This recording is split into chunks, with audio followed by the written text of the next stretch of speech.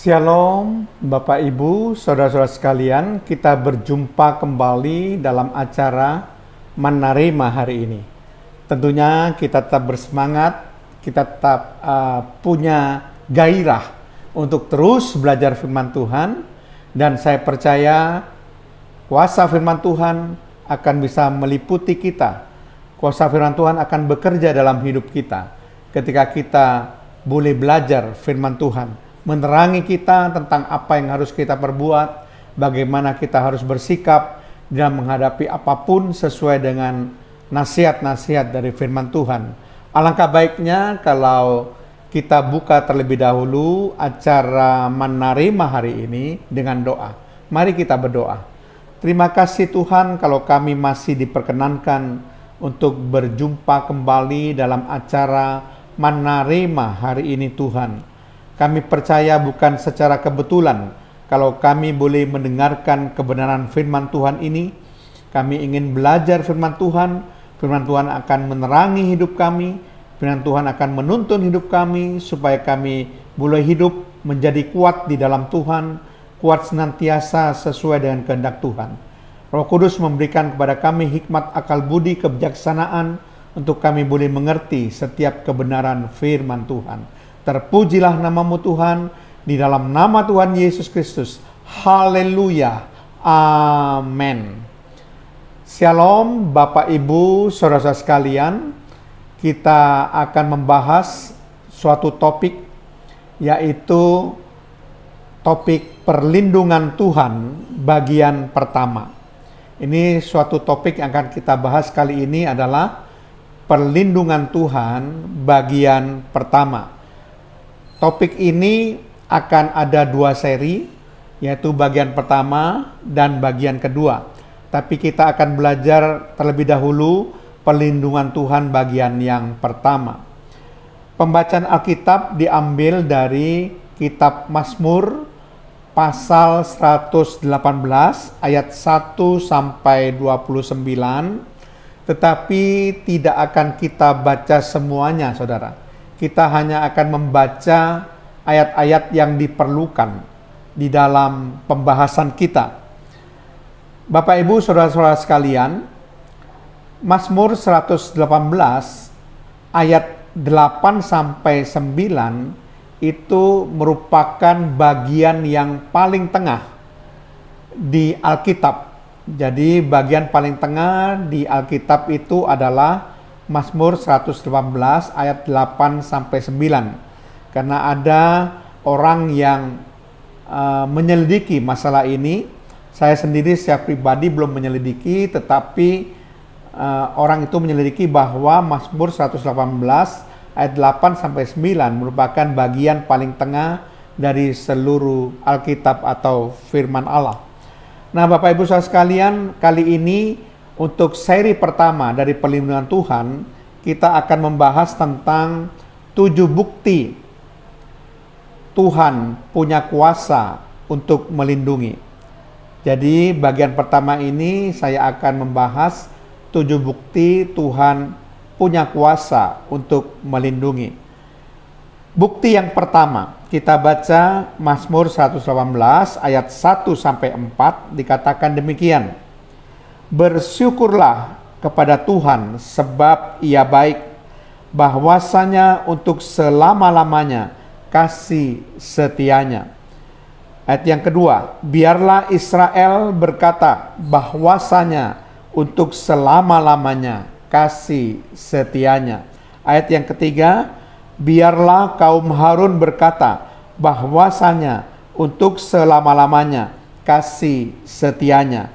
Ayat yang keempat, biarlah orang yang takut akan Tuhan berkata bahwasanya untuk selama-lamanya kasih setianya. Nah, ada kalimat-kalimat pengulangan, penekanan dalam Mazmur 118 ayat 1 sampai 4 ini, yaitu bahwasanya untuk selama-lamanya kasih setianya. Jadi mengapa Tuhan punya kuasa untuk melindungi kita? Bukti yang pertama adalah sesungguhnya kasih setia Tuhan tidak terbatas untuk selama-lamanya.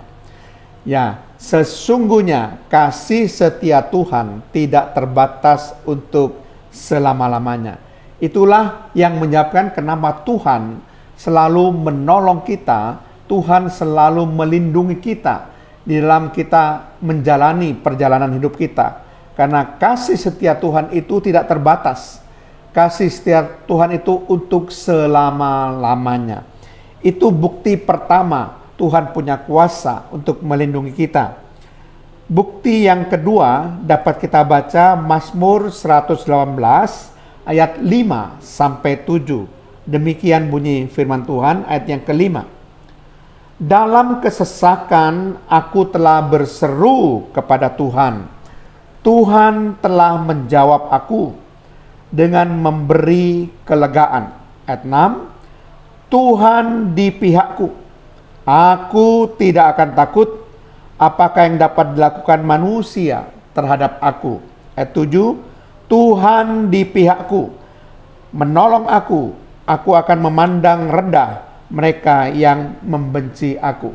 Nah, di sini ada satu kalimat yang juga diulang dua kali di sini, dikatakan Tuhan di pihakku. Pada ayat yang ke-6, ayat 7, Tuhan di pihakku. Jadi ini merupakan bukti yang kedua mengapa Tuhan punya kuasa untuk melindungi kita, karena sesungguhnya Tuhan di pihak umatnya. Sekali lagi, bukti yang kedua kenapa Tuhan punya kuasa untuk melindungi adalah sesungguhnya Tuhan di pihak umatnya. Itu sebabnya kenapa Tuhan senantiasa menolong kita, senantiasa menjaga kita, saudara. Karena Tuhan memang ada di pihak kita. Ya, jadi kita nggak perlu takut menghadapi apapun yang ada dalam perjalanan hidup kita, karena Tuhan ada di pihak kita. Firman Tuhan mengatakan, kalau Tuhan ada di pihak kita, siapa yang akan menjadi lawan kita? Tidak ada. Jadi jangan khawatir, jangan takut apapun, saudara. Boleh persoalan datang dalam hidup saudara, tapi ingat, Tuhan ada di pihak umatnya. Ya, jadi bukti yang kedua ini adalah sesungguhnya Tuhan di pihak umatnya. Nah, bukti yang ketiga, Tuhan punya kuasa untuk melindungi, dapat dibaca dalam ayat 13 sampai 14. Dikatakan demikian, ayat 13, aku ditolak dengan hebat sampai jatuh, tetapi Tuhan menolong aku. Ayat 14, Tuhan itu kekuatanku dan mazmurku, Ia telah menjadi keselamatanku. Jadi dalam ayat 13 di sana dikatakan, tetapi Tuhan menolong aku. Jadi bukti yang ketiga mengapa Tuhan mempunyai kuasa melindungi adalah sesungguhnya Tuhan penolong umatnya. Sekali lagi, sesungguhnya Tuhan penolong umatnya. Penegasan bagaimana Tuhan itu menolong umatnya itu dijelaskan dalam ayat 14, dikatakan bahwa Tuhan itulah kekuatanku, Tuhan itulah mazmurku, Tuhan itulah keselamatanku. Jadi saudara sekalian, kita harus punya keyakinan bahwa Tuhan sanggup menolong kita. Tuhan memiliki kemampuan untuk menolong umatnya. Jadi bukti yang ketiga bahwa Tuhan berkuasa melindungi itu adalah sesungguhnya Tuhan penolong umatnya. Nah, kita lihat bukti yang keempat, Tuhan punya kuasa untuk melindungi. Kita baca ayat yang ke-15 sampai ayat yang ke-16. Dikatakan demikian. 15, suara sorak-sorai dan kemenangan di kemah orang-orang benar. Tangan kanan Tuhan melakukan keperkasaan. Ayat yang ke-16, tangan kanan Tuhan berkuasa meninggikan. Tangan kanan Tuhan melakukan keperkasaan. Nah, saudara perhatikan di sini ada pengulangan dari kalimat tangan kanan Tuhan. Jadi bukti yang keempat mengapa Tuhan punya kuasa untuk melindungi adalah sesungguhnya tangan kanan Tuhan melakukan keperkasaan. Sekali lagi, sesungguhnya tangan kanan Tuhan melakukan keperkasaan. Artinya di sini bahwa tangan Tuhan itu punya kuasa. Tangan kanan Tuhan punya kuasa untuk menolong kita, untuk membuat kita mengalami kemenangan-kemenangan. Jadi tangan kanan Tuhan itu akan melakukan keperkasaan di dalam setiap persoalan, problema, apapun yang kita hadapi dalam perjalanan hidup kita. Nah, bukti yang kelima, Tuhan punya kuasa untuk melindungi. Kita akan membaca ayat 21 sampai ayat yang ke-23. Ayat 21, aku bersyukur kepadamu sebab engkau telah menjawab aku dan telah menjadi keselamatanku. Ayat 22, batu yang dibuang oleh tukang-tukang bangunan telah menjadi batu penjuru. Ayat 23, hal itu terjadi dari pihak Tuhan, suatu perbuatan ajaib di mata kita. Sekali lagi, suatu perbuatan ajaib di mata kita. Nah, Mazmur 118 ayat 21 sampai 23 menjelaskan mengapa Tuhan punya kuasa melindungi, yaitu karena sesungguhnya Tuhan pembuat keajaiban. Sekali lagi, sesungguhnya Tuhan pembuat keajaiban. Jadi hal-hal yang ajaib, perbuatan-perbuatan yang besar itu Tuhan lakukan di dalam kehidupan kita. Karena itu kita tidak perlu khawatir karena memang Tuhan punya kuasa untuk itu. Nah, kita akan lihat bukti yang keenam ya. Bagaimana Tuhan punya kuasa melindungi itu terdapat dalam ayat yang ke-27. Di situ dikatakan Tuhanlah Allah, Dia menerangi kita. Ikatkanlah korban hari raya itu dengan tali pada tanduk-tanduk mezbah. Perhatikan, di dalam ayat 27 dikatakan Tuhanlah Allah, Dia menerangi kita.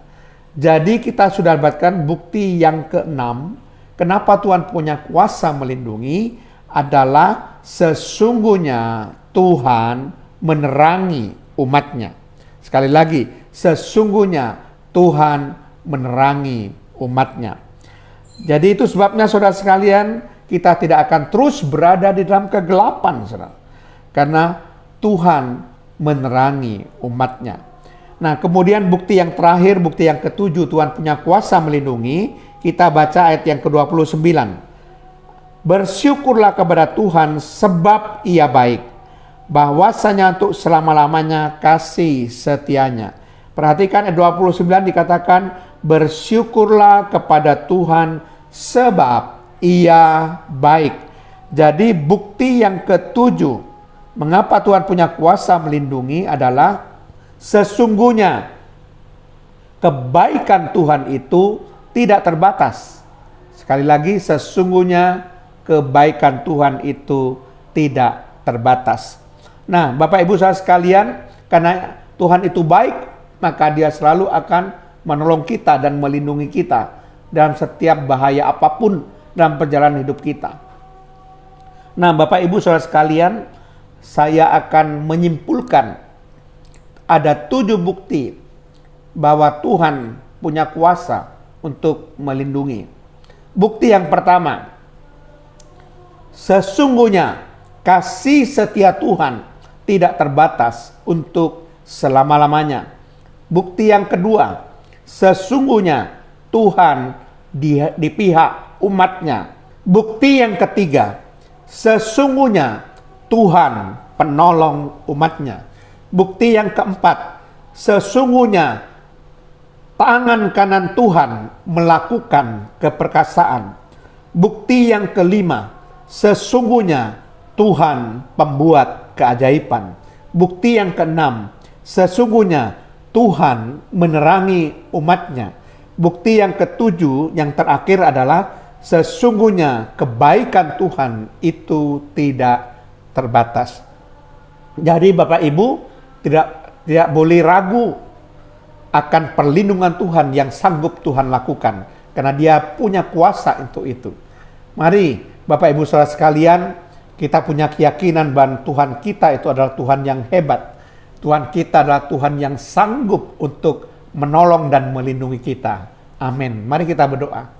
Terima kasih Tuhan, kalau kami sudah membahas tentang perlindungan Tuhan bagian pertama ini, supaya kami punya keyakinan yang kokoh bahwa Tuhan yang kami sembah itu adalah Tuhan yang hebat, Tuhan yang dahsyat, Tuhan yang luar biasa, yang punya kuasa untuk melindungi umatnya. Terpujilah namamu Tuhan, dalam nama Tuhan Yesus Kristus. Haleluya. Amin.